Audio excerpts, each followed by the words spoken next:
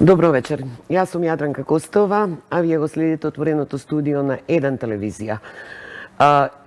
Пред кривичниот суд се наоѓа колегата Игор Стефановски, како што ми сигнализираат има некои нови информации од таму. Игор?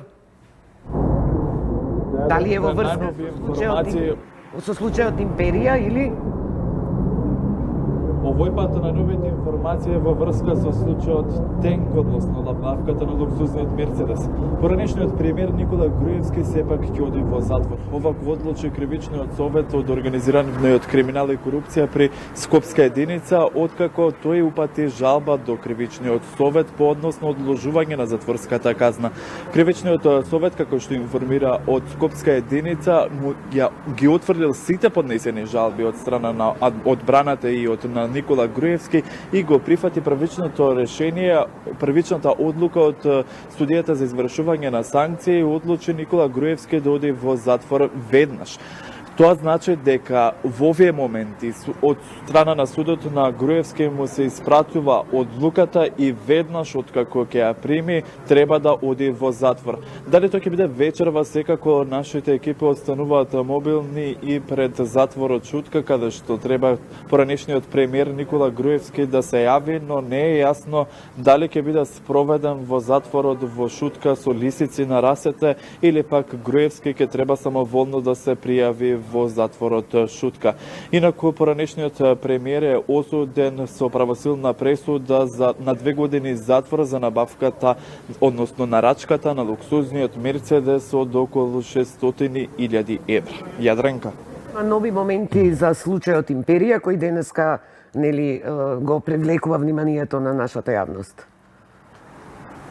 Така, за случајот Империја се уште не се почнати распитите во кривичниот суд во однос на случајот Империја. Се очекува во Скопска единица да пристигне Јордан Камчев, неговата мајка и неговата сестра. Тоа што Еден ТВ од неофицијални извори го дознава дека сестрата на Камчев е надвор од државата, конкретно во Бугарија, но овие информации велам се неофицијални. Инаку во кривичен се двајца, но како што кажав, се уште не е почнат нивниот распот. Се чини дека ќе биде оваа долга ног во Скопска единица со распитите за случајот Империја, кој што се однесува за злосторничко здружување, злоупотреба на службена положба и овластување, перење пари и измама. Игор, ти благодарам, остануваш пред судот, доколку има некои нови моменти, ќе побараш вклучување. За сега благодарам. Ние сега минуваме на друга тема, повторно поврзано со обвинувања, судски процеси и слично. Кој е виновен за смртта на малата Тамара? Така, ја насловив трибинава, но од еден сосема друг аспект. Сакав да ја чуем и онаа втора страна. Мајката на Тамара гостуваше пред неколку месеци во Еден телевизија. Овој пат сакав да ги чуеме доживувањата, ставовите на докторите. Во овој случај судскиот процес почна, обвинети се околу 9 доктори и тоа сите членови на лекарските комисии. Значи тоа е темата. Дали докторите во овие лекарски комисии работеа несовесно, зашто обвинителството ги товари. Гости во студиото се Аспазија Софијанова и Владо Поповски. Професори, доктори, вие сте максофацијална, Аспазија е педијатар. Подоцна на линија ќе го вклучиме и докторот Граматиковски Никола, тој е во Охрид на Конгрес. Би почнала со ова. Значи, мојата цел не е да ве обвинувам, ниту да ве бранам, ниту да ви судам. Сакав таа една човечка и професионална димензија да ја слушнеме од вас. Доктор Софијанова, прашањето е всушност за обајцата. Како дознавте дека сте обвинети во овој случај? Како го доживеавте тоа? Што се случуваше во тие моменти? Добро вечер.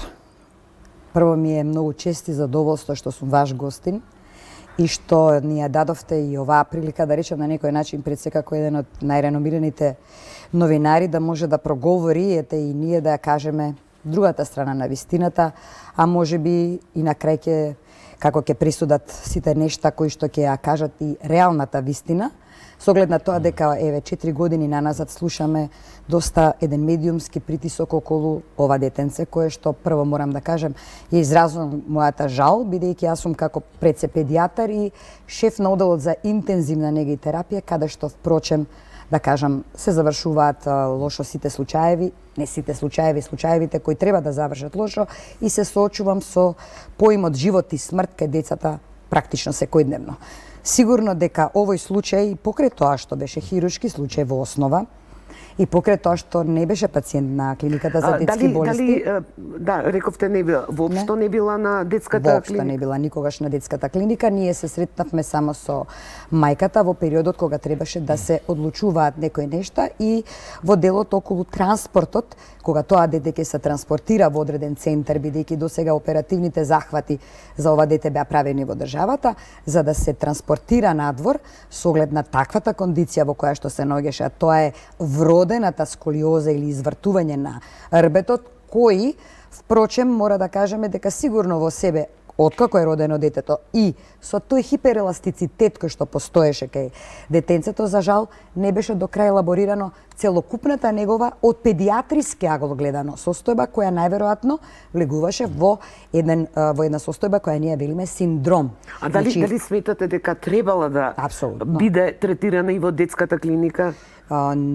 Во разговорите што ги имав јас два со мајката, она сигурно била прегледувана во хируршките клиники кога биле вршени претходно интервенциите, но јас предложив и на 28.8. беше направено ехосонографирање на срцето, каде што се увиде каква ќе биде евентуалната кондиција со која ја спремавме веќе за евентуалниот оперативен захват. Тоа го правиме ние на детска клиника.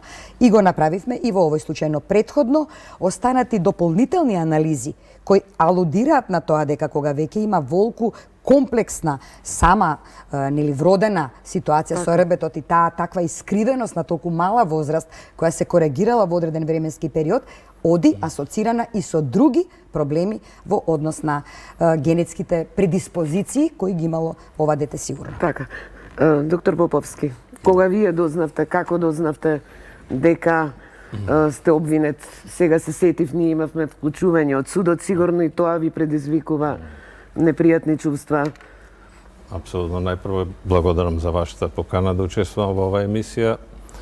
Конечно, благодарноста е бидејќи за прв пат имаме можност како членови на овие тогашни лекарски комисии да го дадеме и своето видување, оноку колку што сме, бидејќи отпочната судската постапка, значи да отвориме некои неискажани аспекти на овој процес.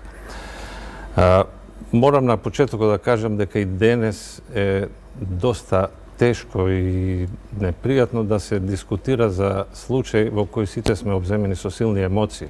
Да, секогаш, особено кога е... И јас исто веднаш сакам да го искажам младо дете сочувство кон фамилијата за несреќниот епилог со трагедијата на малата Тамара.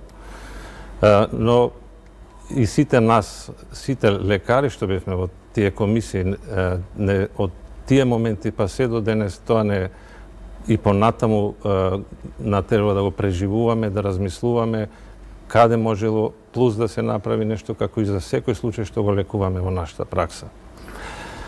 Како членови на првостепена лекарска комисија, вие сте на првостепената, заменик председател. Да, бев само... Софијанова, јас сум член на второстепена, но во случајот председавач ве третираат. Значи, видите вака, првостепена и второстепена има председател, заменик председател и членови.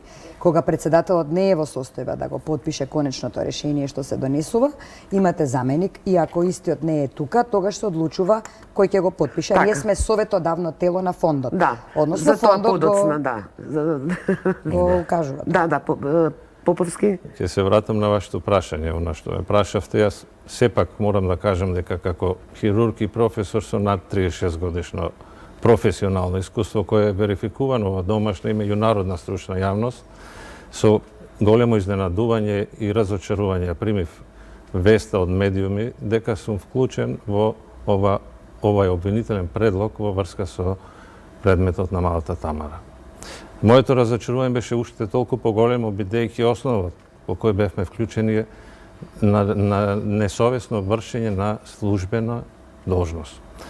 Нешто што е незамисливо за мојата професија, за нешто што е удар на мојата човечка етика и на се она со моето знаење и хируршка пракса што сум го придонесувал во лекувањето на моите пациенти кои се во огромен број во изминатите децени.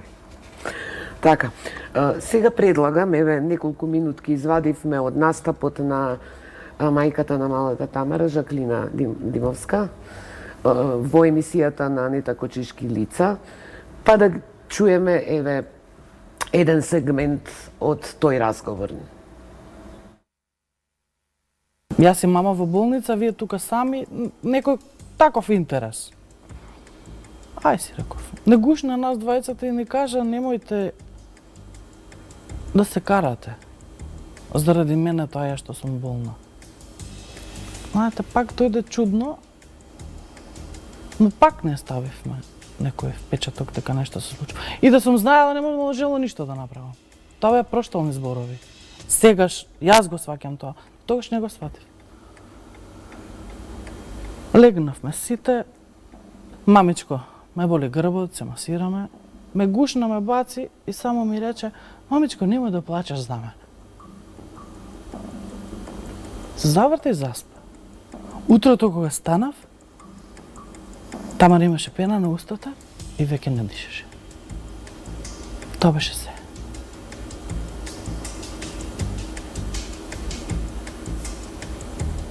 И почна новиот хорор во нашето семејство.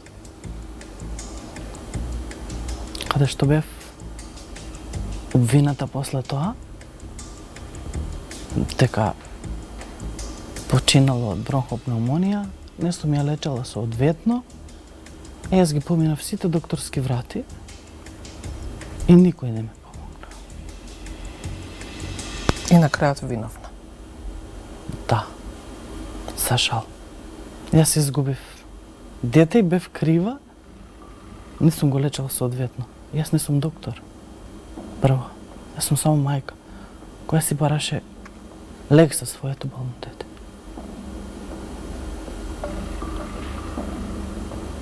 Ја носите Тамара, велите, тоа утро на раце во болница. Да, Почината. да. И она што ја прави приказната уште по-страшна е што вие се уште немате добиен обдукцијски наод. Да, веќе 3 години и 2,5 месеци, и јас не знам од што почина мојата Тамара.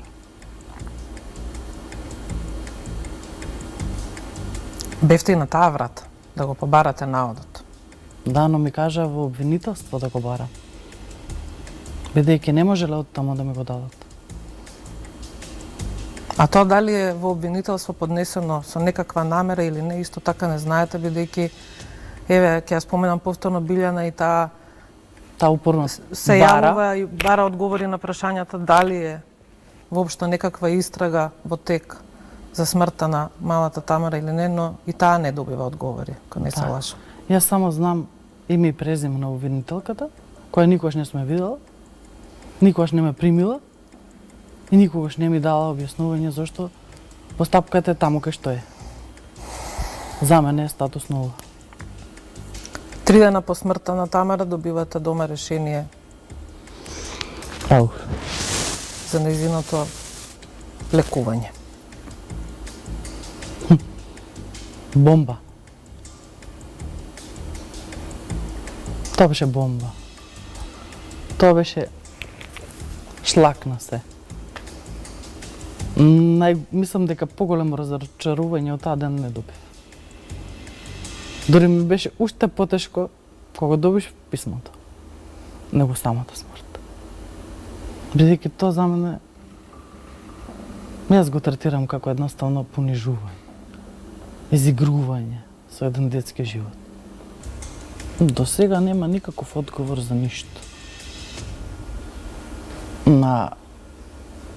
Помина 3 години и 2 месеца, 2-3 месеци. Јас немам добиено обдукцијски материјал, не знам ништо ни што се случува, ни како се случува, ни кој е испрашан, ни што е испрашан, освен што знам дека јас сум испрашана. Како се однесувало, како се одвивала работата, сите документи што ги имам, ги приложив како докази да се знае кој е, каде е вината да се најде. Но според тоа што тука е првостепена комисија, првостепена, второстепена, па и други луѓе се вмешани во сето тоа, сметам дека 3 години беше доволно време за нешто ако веќе се истражувало да се истражи.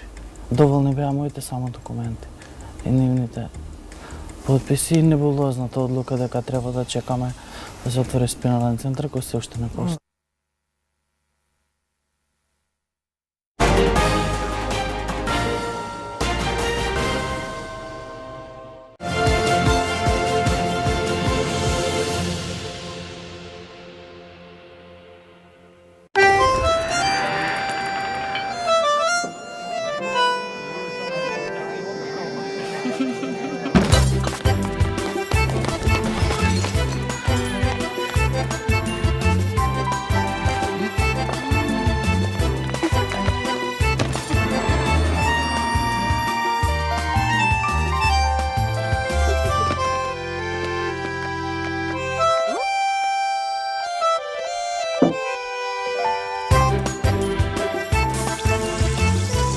Меурчиња на љубовта. Пелистерка. Само за вас, најсвежата понуда овој викенд, единствено во Тинекс од 9 до 11 ноември. Портокали 3 килограми, 100 денари, китка прас 25 денари, свински кременадли 235 денари плюс 100 поени, свински врат 215 денари плюс 50 поени на вашата поен плюс картичка. Една картичка без број привилегии. Мој Тинекс клуб. Метрополис, број 1 радиомрежа.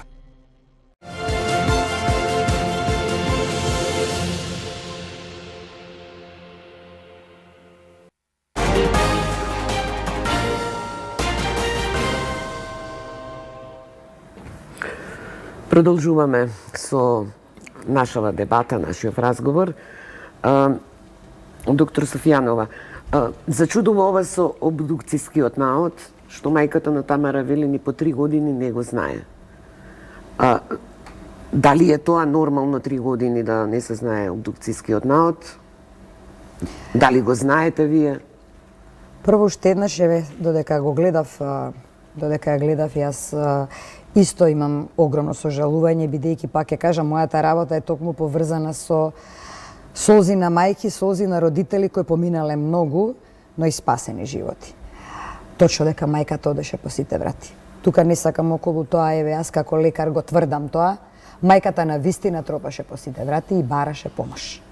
И тој дел на вистина веројатно и наидувала на секакви ликови во меѓувреме, меѓутоа дека тропаше и дека бараше помош, да. Едно тие сум јас.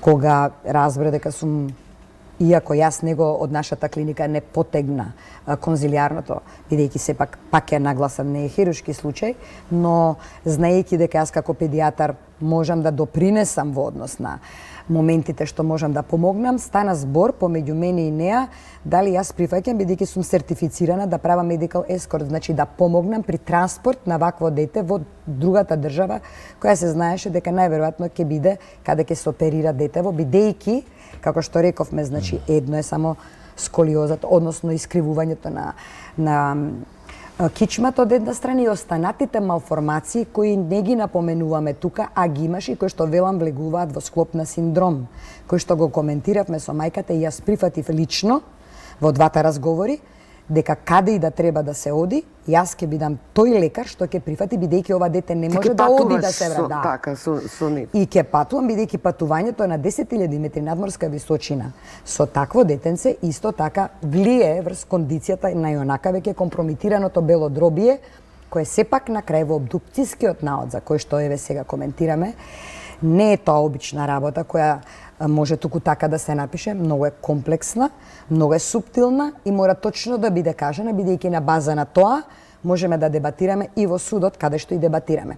Обдукцијските наоди се два и се истите веродостојни на база на тоа што повеќе колеги вршат увид на сите сегменти од телото на лицето кое што е починато, со цел да се точно утврдат причинско-последичните нешта заради кое практично е дојдено до смрт. Не е тоа само кардиореспираторна инсуфициенција која што се случила практично дома или престанок на работа на срцето, односно на белите дробови.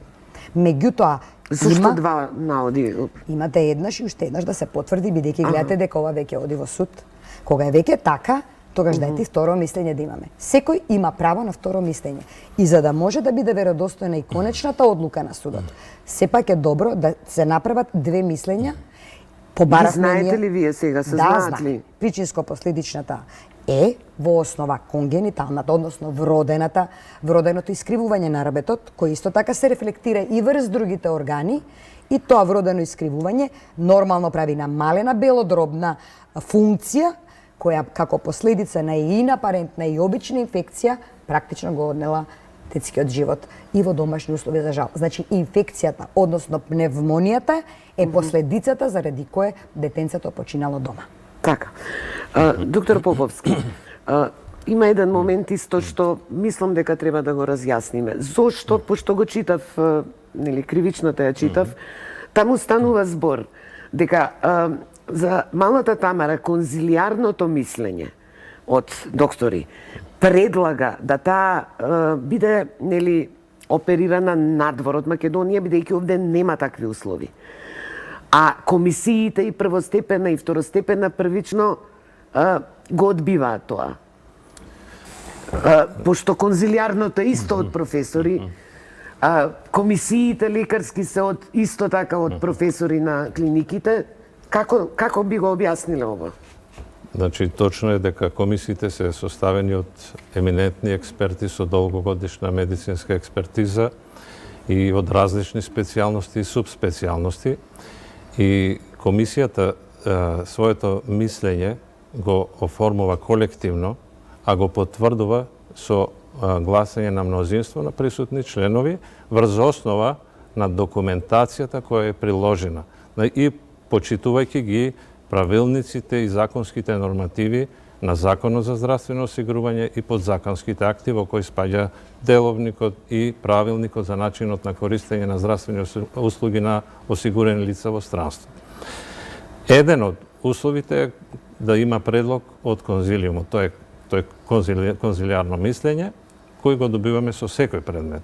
Меѓутоа, за да се комплетира документацијата и да може да се одговори, да се даде мислење и наод на тоа барање како комисија, тоа што ни е должност, мора да се комплетира документација. Тоа е многу битен момент. Медицинската документација пред се, но и документацијата од другите институции која ќе гарантира дека ќе се обезбеди можност за успешно лекување. Тоа е еден од законските предуслови за да може да се реализира тоа барање. Ама тоа нели може побрзо да се одвива дополнувањето? Мислам, затоа што ова нели го третираат како итен случај, во таа смисла? Ова не е итен случај, апсолутно. Во случајот, најдобро ќе беше и наједноставно и најбрзо во колку пациентката можеше да се веднаш упати кај докторот што претходно ја оперирал. А тоа беше наведено првично во барањето, тоа беше клиничка болница Дубрава Загреб. Така. Меѓутоа, за жал и покрај комуникациите на службите со фондот, со таа институција, во ниеден момент не се доби валиден документ со понудени услуги и профактура. Така, ми сигнализира дека го имаме на телефонска линија доктор Никола Граматиковски. Дали се слушаме? Да, се слушаме. Добро вечер. Вие сте во Охрид на Конгрес, така? Да. Доктор Граматиковски. Добро вечер, почитувани. Добро вечер, вечер. колеги, добро вечер до сите гледачи. Така. Прашањето што им го поставив и на вашите колеги кои се во студиото. Како човечки, професионално го доживеавте фактот дека се наоѓате сте обвинет за несовесно работење во кој последица од случајот е смрт на едно младо девојче? Морам на самиот почеток накратко да ја разочараме јавноста со фактот дека не ќе можеме да дадеме клучни докази и факти, затоа што не сакаме едноставно да бидеме ние таинствени. туку се работи за судска постапка, какви се правилата, едноставно не сакаме да наштитиме на стратегијата која ќе следува. Да, тоа вие сите ваши аргументи, факти и одбрана ќе се ги дадете на судот. Ние сега разговараме од оној агол, како што реков, лекарски комисии. И ова е за мене, не знам друг случај дека има обвинение за членови на комисии, вакви лекарски комисии. Повелете. Да, ово обвинение предизвикува кај нас една лична и професионална фрустрација. Како лекар-хирург, специјалист, треба да оперирам, да прегледувам, да лекувам, да, наторакална и васкуларна.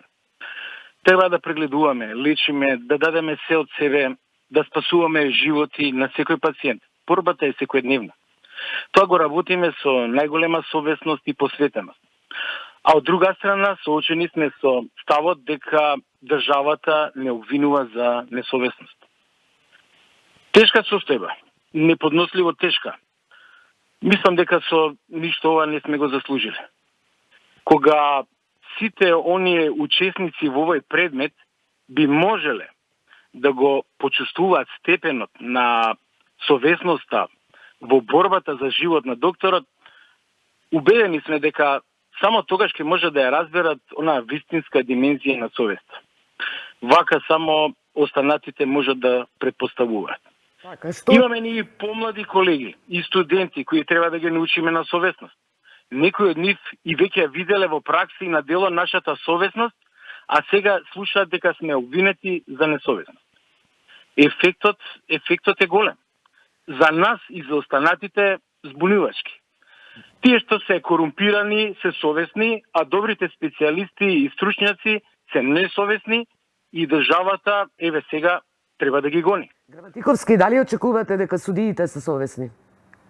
Јас Сакам да очекувам. кажам што очекувате од судскиот процес.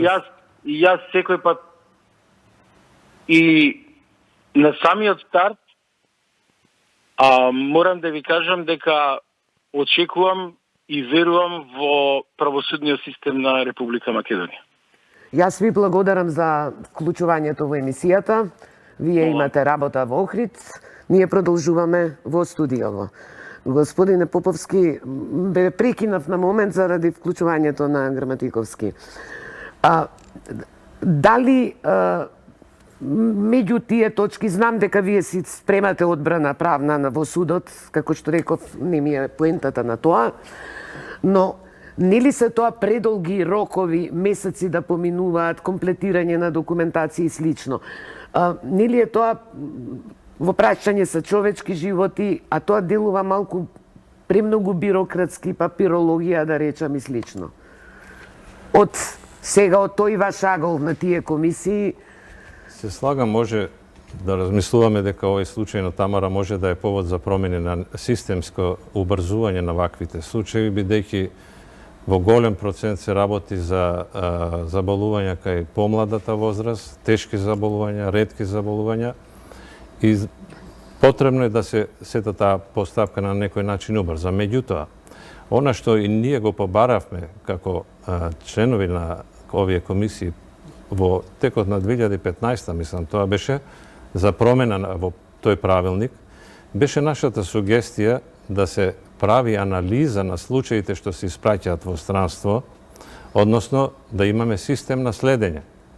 Да, кога ќе се врати осигуреникот после остварениот третман во клиниката или институцијата што го испратила, да истата достави отчет, дали е успешен третман, колку успешен, дали има потреба од понатамошно лечење и до колку барања имавте во комисија. тој период за лекување во надвор од земја? Ја бев заменик, бев само 2 пати. Не можам да ви одговорам на тоа. Јас како тогаш актуелен директор на детската клиника морам да ви кажам дека сите деца кои што беа со потреба за лекување кое не може во државата да се спроведе, значи не постоеше дете кој од детската клиника не се прати, особено оние кои што се болни од леукемија, каде треба трансплантација на коскена срцевина или солидни малигни тумори, сите отидоа надвор во странство и вие видовте на Балканската школа Клепетко дојде ја направи првата трансплантација на кадаверично од кадавер на наше дете кој е практично наш осигуреник и го направи тоа гратис. Значи,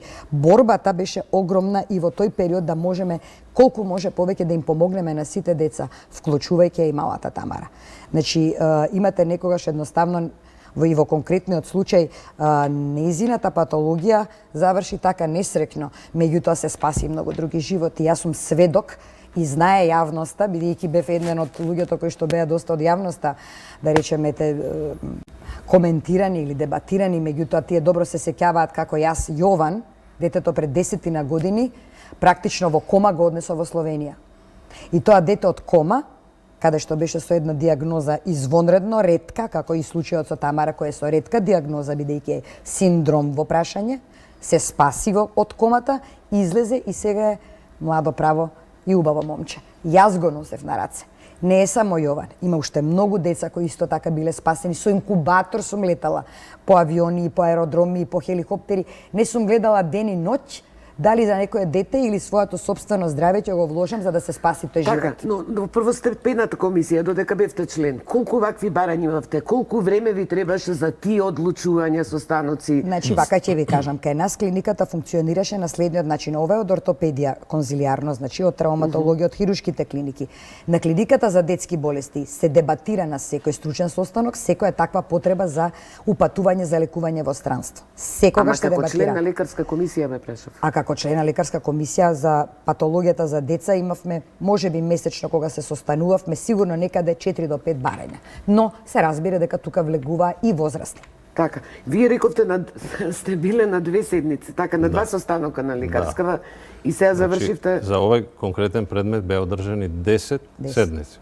Вие на 2 сте биле? Јас сум бил на 2. Доктор Софијанова е на второстепена комисија. Да. И ја можам само да кажам за оној дел каде што сум бил присутен. Меѓутоа знам дека колегите што беа во таа комисија високо професионално ги обавува своите должности, се трудеа до максимум да се базираат на медицина базирана на докази. Значи, тоа има своји лимити, дава одговори на голем број прашања и докажува одредени факти. Што можеме и докаде можеме. Докаде е реалната медицина, докаде е експериментална медицина, и тоа се други обврзувачки факти. Да, но како што реков, настанува проблемот зошто од април кога почнува барањето за одење надвор, сето тоа се развлекува со месеци, па се одбива, па повторно, па се прифаќа. Да. И тоа создава чувство на јавноста. Значи, повеќе од 3 месеци се чекало одговор од клиничка болница Дубрава, она што биле иницијално. Добро. После тоа, кога не се добило тоа, се бара од други референтни институции врз историски податоци во Фондот за здравствено осигурување, па се добиваат тие и следат постапки кои за жал не можам понатаму да ги елаборирам ради судскиот процес. Јас само би додала на професорот Поповски уште една работа. Ова дете бараше мултидисциплинарен пристап и мултидисциплинарен хируршки захват. Значи, тоа не е обично одење, вадење на колено или да речеме ставање на нешто, на некој или било што друго. Значи, извонредно комплексна и комплицирана хируршка интервенција која бараше повеќе лекари да бидат присутни на едно место и затоа барањето на таков соодветен центар кој ќе се нафати беше многу логично да го најдеме и истите тие лекари да ги во исто време споиме за да може да интервенираат кај ова дете, за да после 15 дена од нашето не одбивање, туку упатување во спиналниот центар, така наречен, кој што беше на кој што дојде професорот Уфук од Истанбул и кој што го виде, тој е врвен ортопед, можеби еден од 4 најдобри во светот, кажа дека е доста комплексен овој случај и дека ќе се потруди да најде и неурохирург во исто време да практично да интервенира тој и заедно уште 20 други хирурзи, заради кое што одењето таму ќе биде вистински испланирано и почекано детето, за да може да му се интервенира соодветно со целата таа екипа. Така. Дали сметате дека треба да се промени нешто во регулативата, да биде порационална оваа постапка, бидејќи станува збор за болести, станува збор нели во прашање живот на луѓе, не само на деца?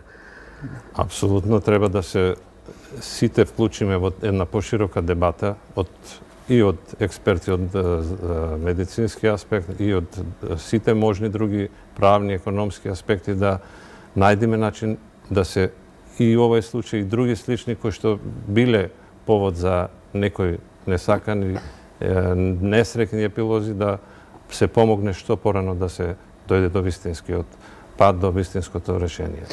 Овде морам уште да нагласиме, значи, комисиите дадоја позитивно мислење на овој предмет на 11 и 12 декември од 2014 година. А тука завршуваат комисиите. И тука завршуваат комисиите. Зошто месец и пол, два? Тоа не го знам. Тоа не е нашто.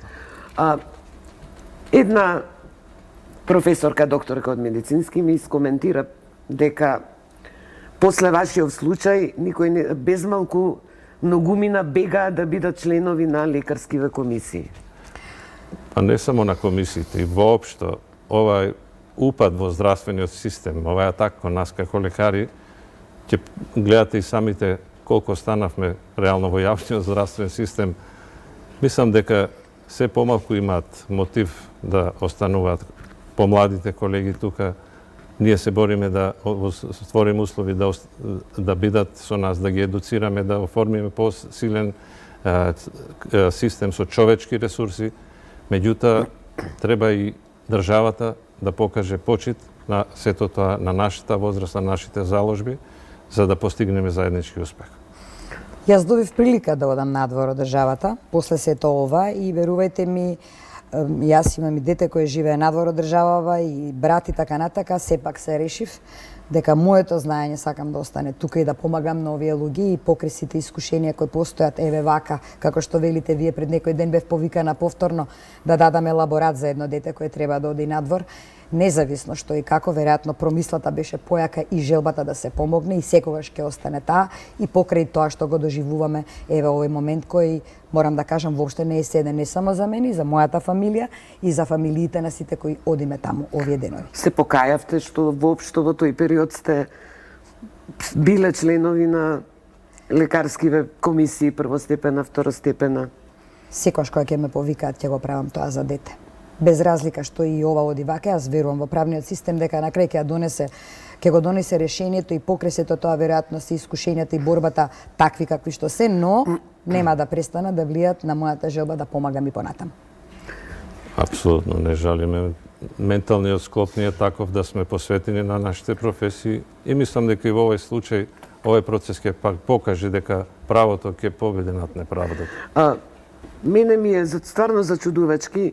Јас во 21 часот ќе имаме дебата за тоа од што боледува македонското здравство.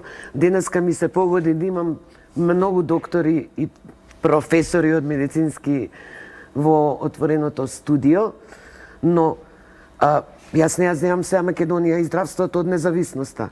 При толку децении, зошто ние не успеваме да изградиме целосен здравствен систем, постојано некој мора надвор да оди да се лекува? Професионализмот се е друго второ. Врните професионалци, искреноста во тоа кој навистина вреди, кој навистина заслужува, нека застане на правото место. Тоа е мојот одговор.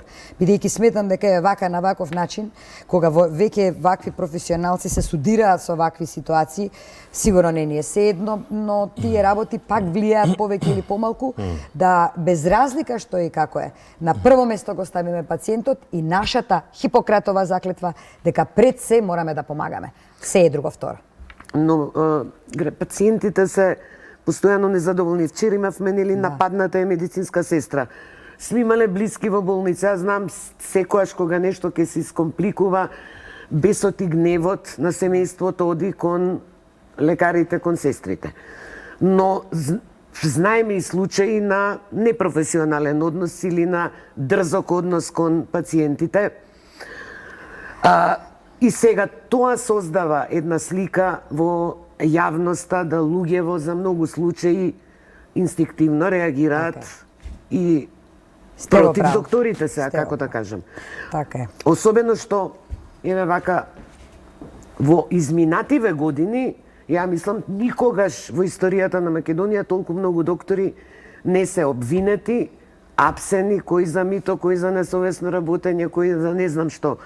Случајот Метастаза, Ставрич, Докич, вие 9 лекари, така? Да, 9. Да. Кој е вашиот коментар? Вие барем не бевте апсени пред камери. А па немаше ни причина Уште за такова тоа. нешто. Таман работа. Мислам, тука веќе тоа е службата во која што ние не работиме и делото е практично не во службата во која работиме, туку во друга служба, во која сме советодавно тело, а не сме и имаме право на своје одредено мислење кој ќе се дебатира таму каде што ќе оди постапката во тек. Прашањето ви е што се создаде на негативна клима. Верувам дека постепено работите ќе се сменуваат. Еве овој актуелен министер кој е колега наш и кој што е поминал исто така низ вакви одредени ситуации кои што ги напоменавте, ќе може заедно со професионалците да некако ја смири таа топка на незадоволство кое е создадено и верувам дека е ова Видете, еден од кога реагира начините. дека треба полиција да заштитува, тоа на вистина е веќе Да. повисок степен на алармантност. Така е и мислам дека на овој дел ќе мора да поработиме заедно, а веќе мислам дека патот се отвара на тој. Се За отвара крај, еве, патот. ваши пораки до оние што не следат барем. Им опростувам на сите кои што беа по социјалните мрежи, такви какви што беа во своите изјави околу дел од нас колегите, заради тоа што очигледно не знаеле кога зборувале, бидејќи не познавале лично и еве не сме имале прилика да кажеме дека сепак на крајот на денот, она за кое што дел од нас, бидејќи кажавте не сме сите сепак исти, еве јас сум тука отворено и затоа и прифатив да дојдем, уште еднашка благодарност. Мојата прва и последна цел ќе биде здравјето на детето и фамилиите, независно дали тоа 24/7 и 365 дена во годината. Така. Поповски? Остануваме посветени на својата професија, на она што знаеме да го работиме, на нашите пациенти, на едуцирањето на нашите студенти и нашите помлади колеги. Така. Јас ви благодарам што бевте дел од отвореното студио, но морам да напоменам на крајот дека ние уште пред 2 недели јас ве барав за емисијава, но петок мојот термин нели во телевизијата во 1 е проблематичен. Често се одвиваат нели конгреси во вашата фела, па се оствари овој пат. Требаше да дојде и вашиот адвокат Сашо Дуковски и вие ме убедувавте дека ќе дојде. Еве, не добив ни одговор пристоен, не доаѓам.